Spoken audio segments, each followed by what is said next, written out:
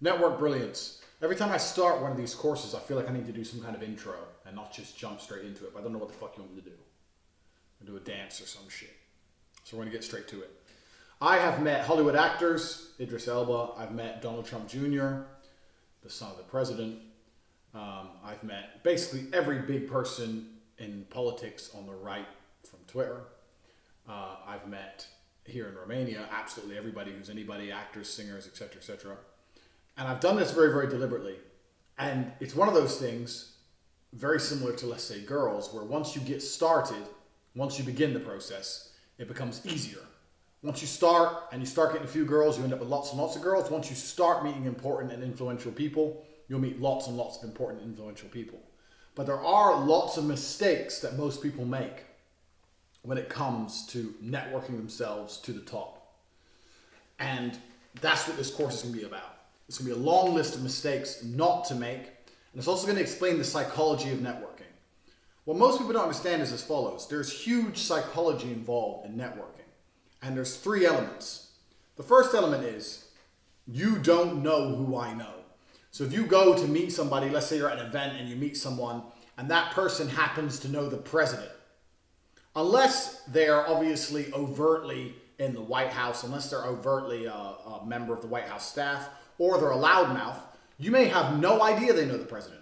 If I didn't advertise the fact just now or put the picture on Instagram, nobody would have a clue that Donald Trump Jr. and I speak to each other. No one would have a clue. So firstly, a lot of people don't overtly advertise who they know. Secondly, most people, when they do get a connection of influence that's important, they don't want to give that away. So most people don't want to give that away for a variety of reasons. One, because they're afraid of getting sidetracked or cut out. And two, because people are petty and jealous. That's how people are. So if I have a very important connection and I know that introducing you to that connection is going to improve your life, what's my motivation to do that? Why would I want to do that? That's the first thing. And the second thing is, if I do that and it works out particularly well and you two become best buddies, then I've just been cut out the picture perhaps. That important person has one more friend. He's doing business with you. I'm not getting anything. So what's the advantage to it? So you have to understand that people are very secretive about who they know. And even if they do tell you who they know, they're very guarding of it. And thirdly, and this is the largest reason, is it's impossible to refer someone without also referring your reputation. So if I were to go to someone who I know is important and say, this guy can do this, and I refer you, and you fuck up, that impacts me. Even if I say, I don't know the guy that well, but I've heard he's okay. Even if I try and disassociate myself, if you do a shit job, that impacts me. So when people are referring you and you're trying to network, what's really happening is people are recommending you, but they're putting their trust on the line to recommend you. So once again, they need a motivator to do that. The whole networking scene is down to motivators. And what most people make the mistake of doing is they run around trying to talk to everybody without motivating anybody ever to refer them. And that's the biggest mistake. So we have two ways we can look at this. Everybody you meet, it doesn't matter if you meet the president or you meet somebody at the bottom of the chain, you need to do the same things with. So if you're very lucky and you walk into the room and you see the president there, that's fantastic. But most likely you're going to see somebody far less important. And if you do a very good job, you can network your way to the top. When I met Idris and I was putting that TV show, I didn't meet him first. I knew a lot of people who knew a lot of people and I ended up there. So it's going to be very unlikely you're going to meet the person you want to meet straight away. But assuming that's the case, there's a few very basic rules. And these are super basic. And these are things I shouldn't have to say. Introduce yourself. Be confident. Body language is all explained in the body language course. Be sure of yourself. Don't be arrogant. And third, and one of the most important things, important people, especially super important people, they're not really that interested in you. You have to understand that it's a very fine balance. People think, I'm going to meet this guy. I need to prove to this guy I'm worth something. But also, you don't want to sit there and tell the president about what you do for a job. He doesn't give a shit. He's the president. Compared to him, you're a nobody. So you have to really understand the balance of asking them questions while also validating yourself. So instead of saying, if I were to meet an important person, and let's say that important person was in banking, for example. If I sit there and go, I'm a millionaire, I did this, I did that, and I made money, and da-da-da-da, he ain't going to give a fuck. The dude could be getting £1 million a week, as far as I know. So instead I'd say, yeah, I'm actually looking for a banking solution. When I'm trying to move large sums of money, I'm struggling to get it done. What is the best banking solution? What would you recommend for someone living in Europe? So what I've done there is validate me as a person. I've explained that I make large sums of money. But I've also stroked his ego by asking him a question and engaging him in the conversation. That is completely different from me sitting there and talking shit. And it's completely different from only asking him questions. So you have to find a way to validate yourself while also engaging him and asking questions and stroking his ego. Important people are arrogant. You're never going to meet an important person who's not arrogant. All of them are. So stroking their ego is always a good idea. Not in a pathetic way, because I'm not going to respect you, but just respecting their position and their intelligence and their knowledge and asking for some of it. That's it. There's a whole bunch of shit these people know that you don't know. That's the whole reason you want to network with them in the first place. So that's an important point. Next, and this is very key, and this could be a whole section on itself, but we'll start now. Networking is expensive. The key to networking is having money. And I say this all the time. If you meet someone who's more important than you, you're paying for everything. It doesn't matter how expensive the drinks are, how expensive the dinner is. You need to pay for it. You need to absolutely insist. No, please, no, it was a pleasure to meet you. It's on me. It's on me. They don't give a fuck about money, but it just proves a point. It allows you to have some kind of dominance and hold your own as a man. If you go to dinner with a really important person and that person pays for the dinner, do you think that same person is going to trust you with thousands and thousands of dollars when you're sitting there taking a free dinner with a little dork? No. So you have to pay for the dinner. That's the first thing. You got to look good when you turn up. You got to turn up in these very expensive places like you've been there 1,000 times before. You cannot be impressed by anything. You can't be like, oh, wow, this food's great. Oh, this wine. Oh, yeah, this is a really nice restaurant. It's just a fucking restaurant. It doesn't matter if you end up on a private jet for the first time in your life, you don't say a word. You're completely unimpressed. Like you've done it 1,000 times. These are the basic things. If you're going to sit there and go, oh, wow, wow, wow, then he's going to show that you're much lower down than him. People at the top, they don't really want to do business or network with people below them. Why would they? They want to do business with people on the same level of them as them. Or people maybe slightly below, but they have a good motivator to elevate you as an individual. If you're making it super clear you've never lived this kind of lifestyle, then you're going to struggle. So you're not impressed by anything. You're paying for everything when you're around someone more important than you. When Idris and I were in Thailand training for his fight, every time we'd go out, I'd pay. I was like, oh, I wouldn't even, because it wouldn't be offering. Just the bill would come, I'd just put the money down, we'd walk off. Now, Idris had more money than me. But I just whatever. It's a point of dominance. It's a point of, yeah, you're the Hollywood actor, but you're not the only motherfucker around here who has some money. And at the time, I didn't even have that much money. But I'm not a little bitch. I'm not going to let him pay for me. Because he's the more important one than I am. So that's a very important thing. Secondly, when it comes to money, it's super important because networking is about chances. It is super rare that someone's going to say to you, come here at this time and you're guaranteed to meet X. That's not how networking works. Networking is about taking a chance, and taking chances is expensive. When I met Donald Trump Jr., he said, if you're around on these dates, I might be free for half an hour. And I was in Romania. How many people fly from Romania to New York, 3,000 miles, and sit there for a week for a maybe on 30 minutes? Most people go, I can't do that. Or they'll say, can we guarantee, what about this? And they pressure the dude. And then the dude's going to say, well, I can't guarantee. I've got a very busy schedule. How can I guarantee you anything? I'm the son of the president. I've got a super busy schedule. I've never met you. I don't know you. Meeting you is really not going to benefit me that much. I don't give a fuck about you. I'm not going to guarantee you a thing. If I tried to pressure him and said, okay, what about this day, this time, this day, this time, to try and get my guarantee, he would have bailed. So instead I said, yeah, okay, I'm around. And I flew there and I spent X amount of thousands of dollars and it paid off. There's been times I've done similar things for other important people and it hasn't paid off. But this is the reality of networking. Networking is never going to be guaranteed. So because it's not guaranteed, you have to have the ability to take your chances, and that is expensive. I'm not going to sit here and lie to you and pretend that networking is cheap. It's absolutely not cheap. You have to be prepared to go somewhere at a whim, turn up, and see if that person has time. And maybe they don't. But you have to be there, right place, right time. And being at the right place at the right time is certainly expensive to do.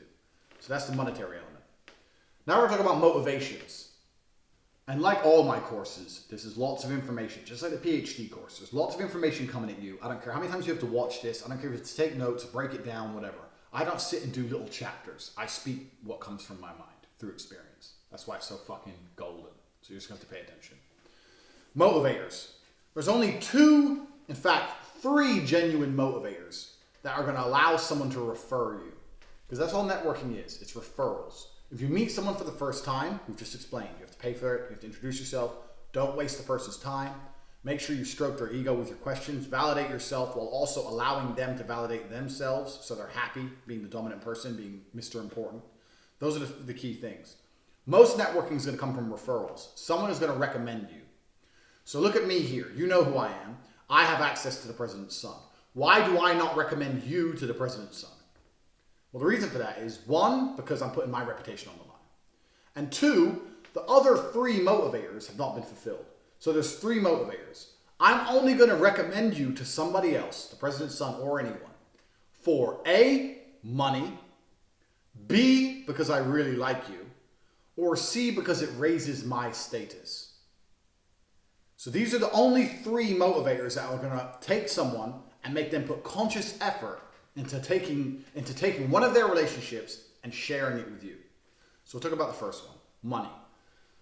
It's very easy to go through the world and think, oh, I've got the people and I promise them they'll make lots of money and everyone's going to network with me because I've got this great business, da da da da.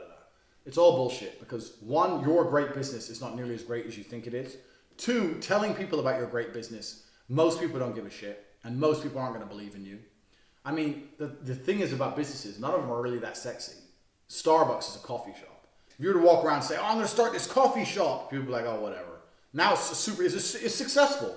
It's a successful business. But before it started, if you were walking around trying to pitch it to people, try to network, and we're going to have this coffee shop, we're going to sell carrot cake, no one's going to give a fuck. No one's going to be interested.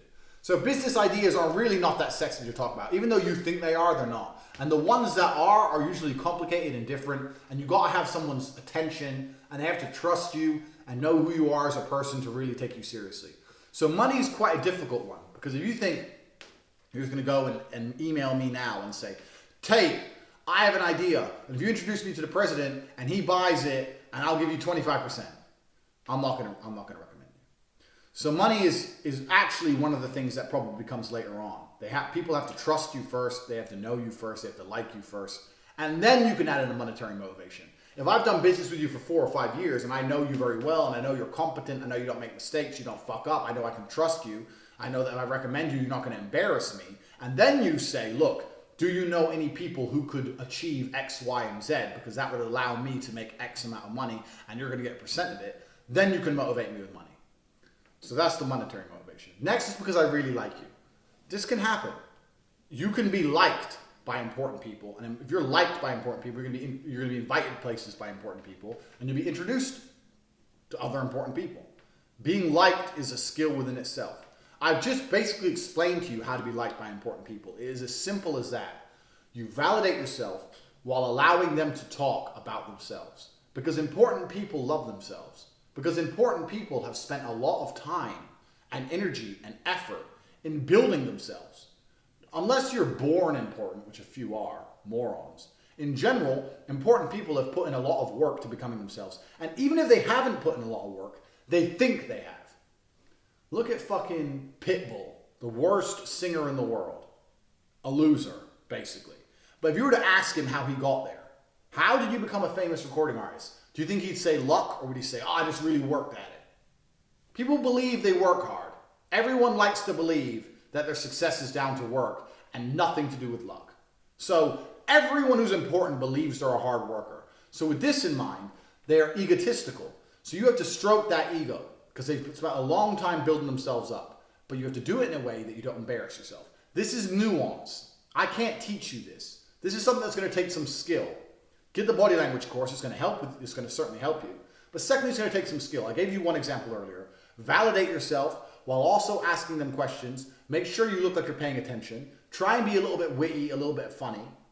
And just validate yourself and use your own personality. I can't give you my personality.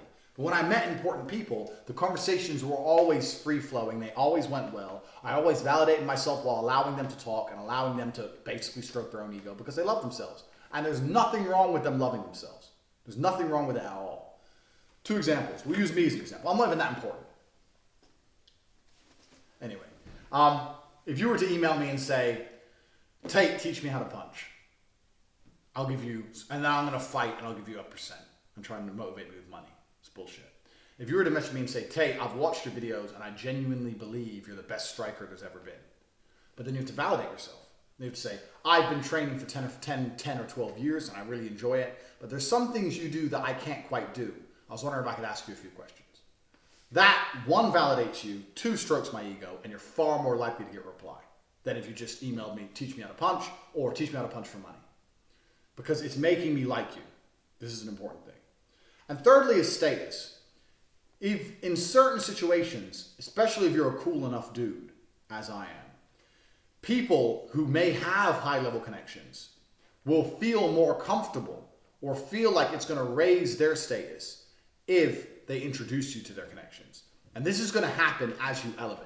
This is not going to happen at the bottom, but as you elevate, this is going to happen. So with me, for example, now, because I've got some money, because I've got some nice cars, because I'm always with hot girls, there's people who think, this guy's in town, and I'm going to go meet him at the club. You know what? I'm going to bring Tate, because if I bring Tate, I roll up in a Lambo, and there's going to be 10 chicks with us. So he's using me to raise his status than just going on his own. And that's fine, because I'm using him to meet the dude. So if you start becoming important yourself, you're going to have people who use you to raise their status, and that happens. So those are the 3 motivators: status, money, and because people like you. Now you're only going to be able to pull off any of these 3, either status, people liking you, or even money, if you have genuine relationships with people. The idea of walking through a business conference with your business card, hi, here's my card, I do accounting, I'm an accountant, I'm the best accountant, I'm a really good accountant, I guarantee I'll save you money, yeah, here's an accountant. Hi, I'm a really good accountant. Yeah, you might get some, it's basically cold calling. You might get some calls. I'm not saying it's a completely terrible idea, it's better than doing nothing. But that's not nearly as effective as building a genuine relationship with somebody. You already know this. You know that if you were to go around that conference, take a little bit more time with each individual person, make them like you, make them remember you, that's the key to it. And once you have that connection, then you have to nurture it. Look at email marketing. Email marketing does this perfectly. You sign up to an email list, they try and sell you something, you ignore it. Another email, to try and sell you something, you ignore it. If they keep trying to sell you things every day, you unsubscribe. If they tell you things of value, a long email, a story, something that made you laugh, something that's funny, etc., etc., etc., going on and on and on, and then eventually try and sell you something again, you might buy it. That's nurturing a relationship, and it's exactly the same with networking. So if I have some very important friends, and I'll message them now and again. These are not, I say friends, that's the wrong word. I know some important people, and I may not speak to them for 2 or 3 months at a time. But I will consciously, I have a list of people I know who are important, a list of people I know who are high value, and I'll consciously contact them with things I believe might be relevant. So I'm not going to, like we said earlier in the course, most people don't give away everyone they know. I've only told you about the people I have pictures with. There's a whole bunch of other people I know who I'm not going to tell you about. But let me give you an example. Let's say I know somebody who's a multimillionaire in England and they do business in Europe.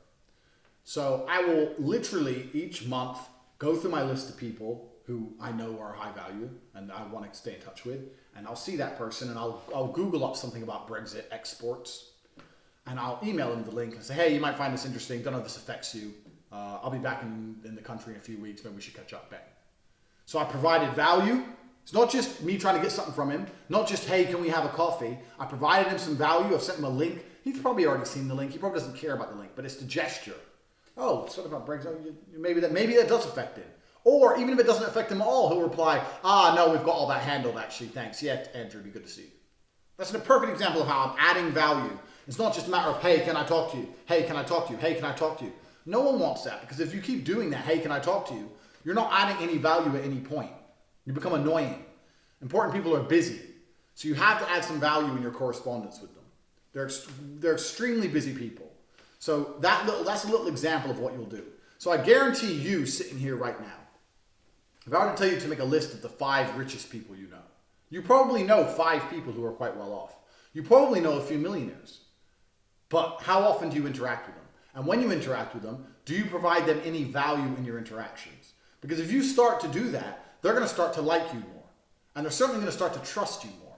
And it's going to display competence. And let's take a completely random example. Let's say you know a baker who has 6 or 7 bakery shops. And he's making some good money. It's 6 or 7 bakery shops, whatever. And you send him an article on the cake that won Cake of the Year. There's all this shit's off the top of my head. Say, hey man, you think you could, hey, I just saw this. Do you think you could even bake something like this? Just got one Cake of the Year. It was really good promotion for them. Maybe you should do something like this, and just send it to them straight away. When they reply to you, oh yeah, and they're going to sit there and think, oh, this dude's thinking about producing business for me. This guy's thinking about raising my profile. He's asking questions. He's doing things. He's giving me some value. He's giving me some ideas. So then, let's say that bakery company decides that it wants to up its marketing. You're going to cross their mind. Oh, well, that dude, he emailed me about replicating Cake of the Year or trying to enter Cake of the Year. That guy, yeah, we want a marketing strategy. And he's been emailing me on and off every couple of months. Not annoying me, every couple of months for like 6, 7 months now. He had a few good ideas. Let's bring him in for a meeting. Bam! So you've gone from knowing a baker to now going and sitting in a meeting with a baker. And that baker is looking to make more money.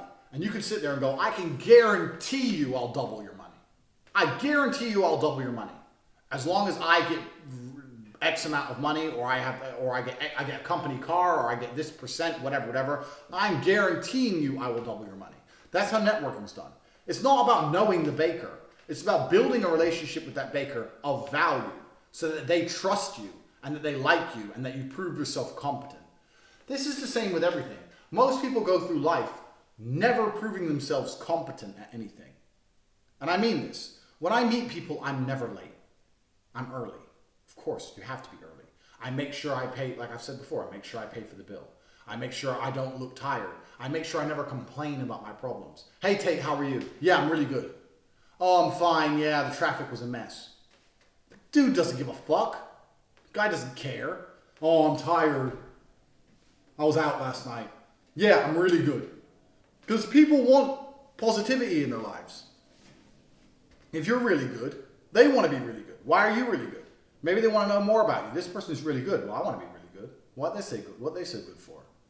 You have to display competence, and you have to display the attributes that people want to connect with. And these are always positive attributes. You know what they are. Not just about being rich. It's about being a positive person, living a happy life.